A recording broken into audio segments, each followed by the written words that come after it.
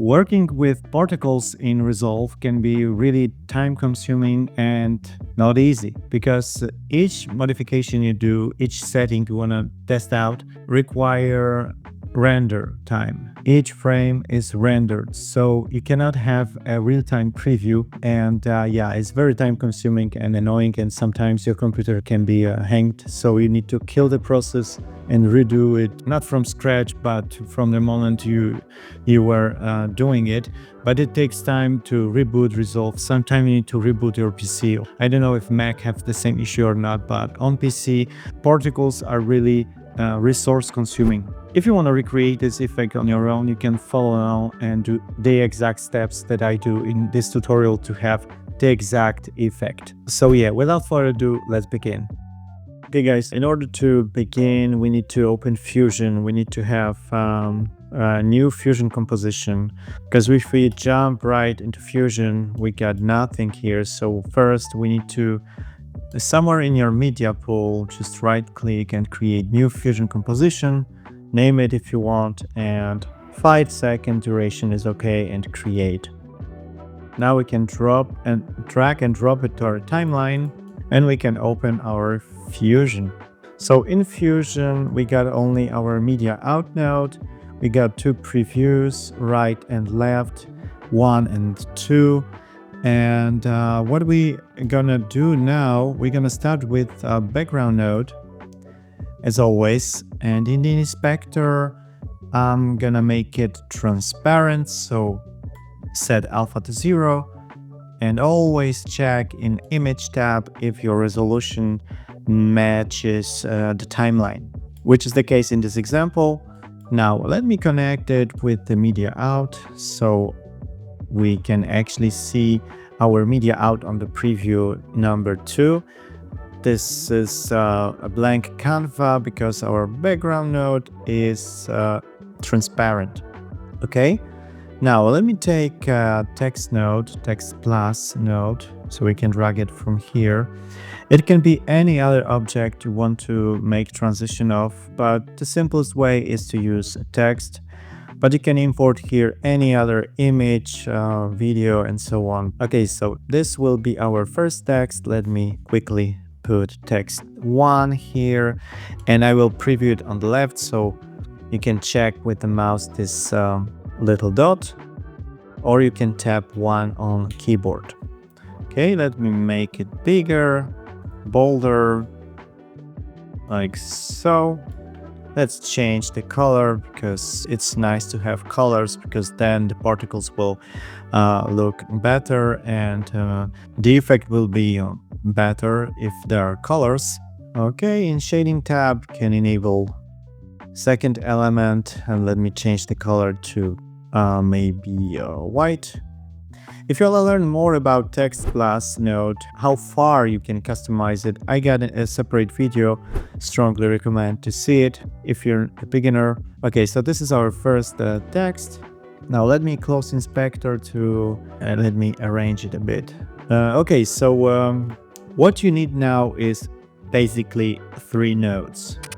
So open selection tool, shift space, and search for the image emitter and add.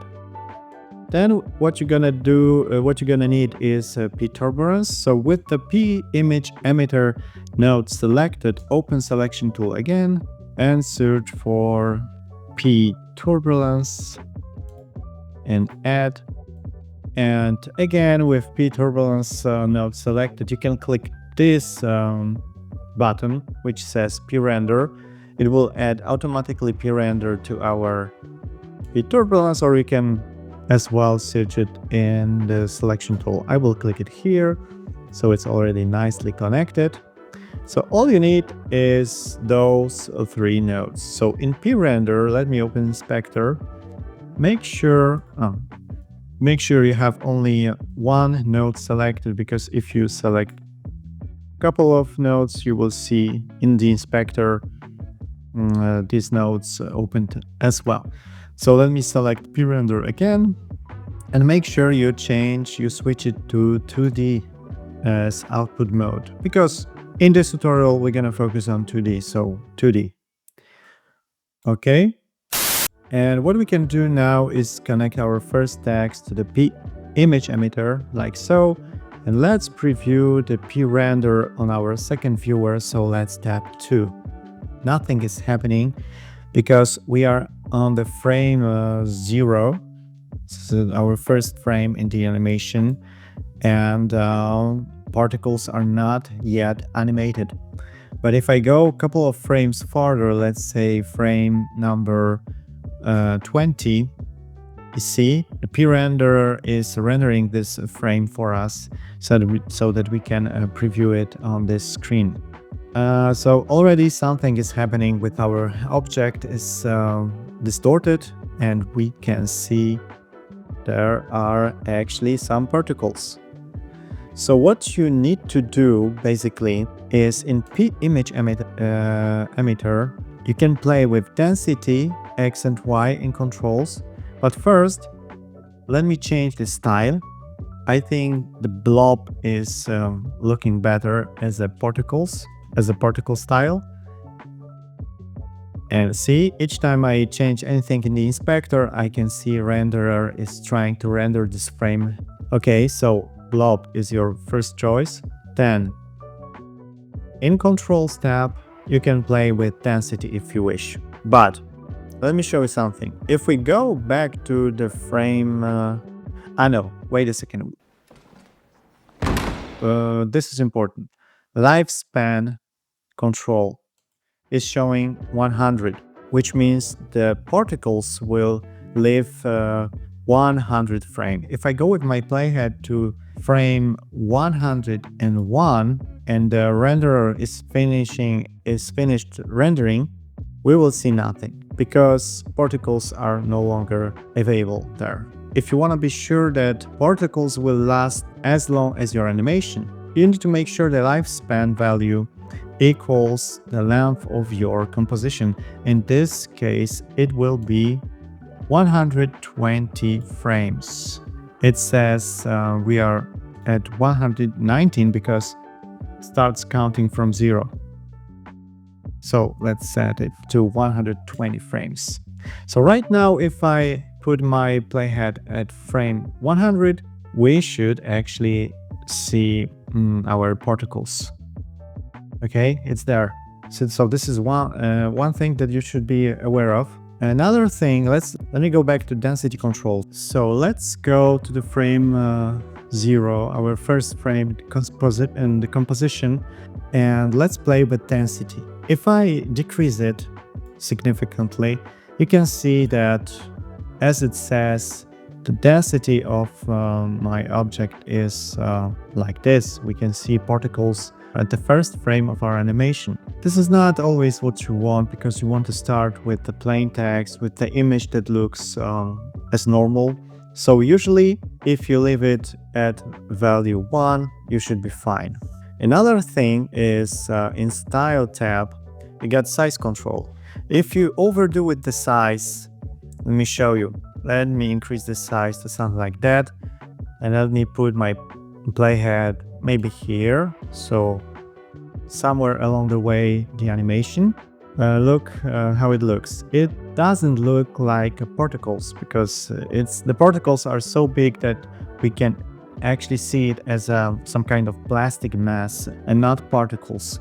So if you want to increase particle size and you want to still see them as separate particles, you need to go back to Controls tab and you need to decrease density.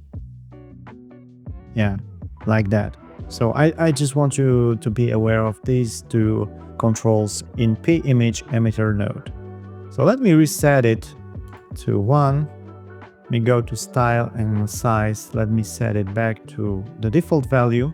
And what we want to do now is in Turbulence node, you can further inject turbulence to how the particles behave. You can leave it like that because the default values are more or less okay. Let me show you. Let me fit the view. But let's just increase X, Y, and Z and see how it looks. Yeah, you always need to wait for render to see the final image. So this is how it looks. Let's say it's okay. So right now you've animated your text, so it's transforming into particles that in fact will fade out at the end of the animation. But what if we want to transform one object to another using particles effect? We can do that in a really simple way. All we need to do now is in Image Emitter, we need to go back to Style and Size Control, and we need to focus on this size over life. Right now, the size is always the same of the animation and on the life of the animation. So what we want to do is to change this line into a curve that looks maybe something like this. Let me make a nice S shape out of it. Okay, so what it actually means, so I've created a nice S curve out of it. So what it means is in here you have frame number 0, and in here you got the last frame of your composition. And this is the value of size over life of your particles. So we start with the value you've set in the size control. Then along the way it will decrease gradually, and right in here you got the middle of your animation, so it's really, the size is really already really small. And as you see, somewhere around here, so that will be somewhere here in our timeline, the particles will vanish eventually because their size will be 0. So I will not show you that in real time, but I will jump with my playhead along the way so you can see what's happening. So first we start with our normal text, then we go a couple of frames farther, we got this, then we got something like this. In the middle of our animation, we should see something like this. Oh, this is barely visible already, so maybe I'm too far. Or, you know what? I'm gonna change this line, so maybe let's do something like that, so that the 0 will be reached almost at the end, but we still got this nice smooth S-shape transition. So yeah, once I've corrected it on this graph, you see that the final result changed. Right now the particles should disappear somewhere around here. Yeah, so our first animation is ready. All you need to do now is, let me close inspector for the moment. All you need to do now is create another text, or take your second object. In my case, that will be a text node. I just made a copy of it in the inspector. Let me call it second, and let's change the color for a better effect. Let's say it will be blue this time.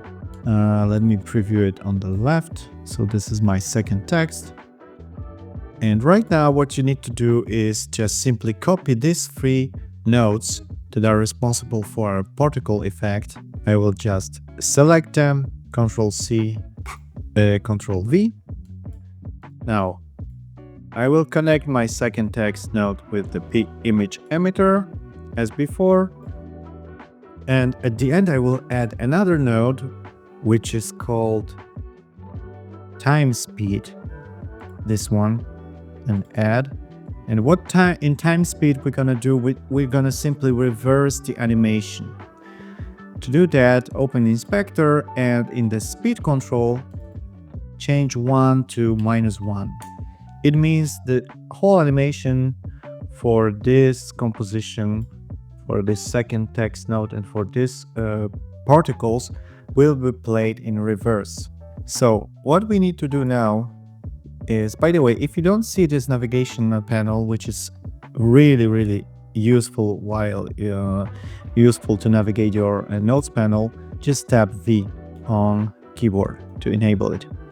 So this is our first object that will be transformed into particles. Let me make more room here, and I will merge it over our transparent background that we've prepared as a first step.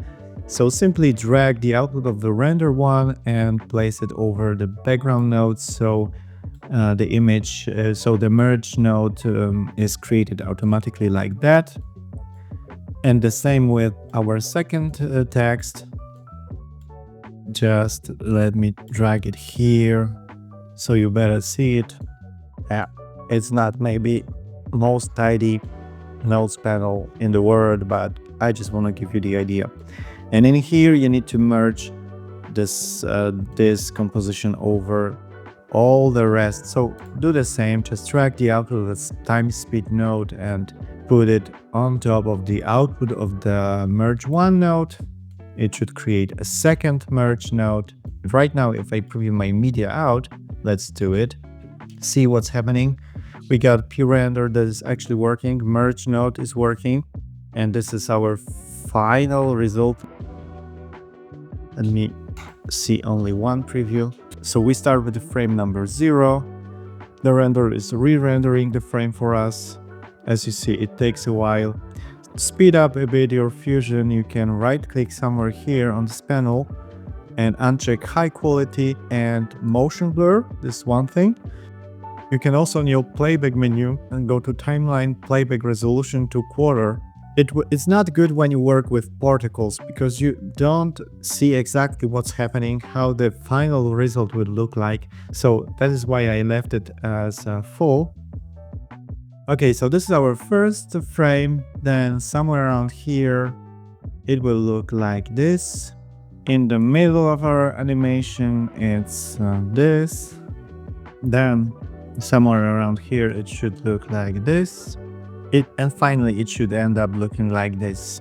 So once you render the whole clip, you'll see how it looks, and if you need any modification, any adjustments. Okay guys, that would be it for today. Thanks for watching as always. Don't forget to subscribe and like if you want to learn more of editing, color grading, effects in general, fusion shooting as well. Cheers and see you in the next one.